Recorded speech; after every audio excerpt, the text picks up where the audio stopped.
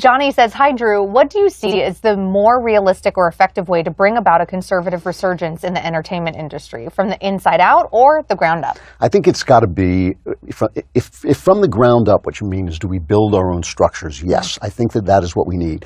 I really do believe that conservatives have a problem, that there's a strain of Philistinism, being Philistines, that runs through conservatism that may be natural to conservatives, and that's the thing that really bothers me. It's the idea that if you're cursing, if you're seeing ugly stuff on TV, that's not conservative.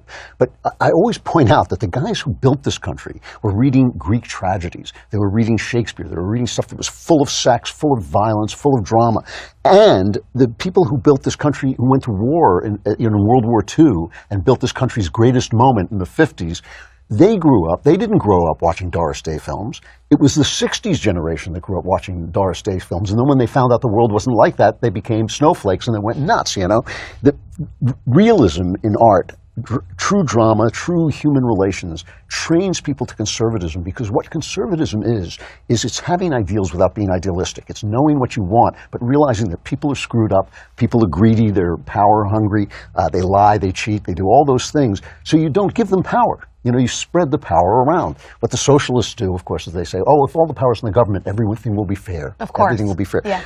Art teaches you what human beings are like. It teaches you what the human experience is. And so what I would like to see is, I would like to see us build, studios. I don't want to say movie studios because the movies are dead, but TV studios, whatever it is. I'd like to streaming studios, publishing houses, publishing houses, magazines, women's magazines most especially.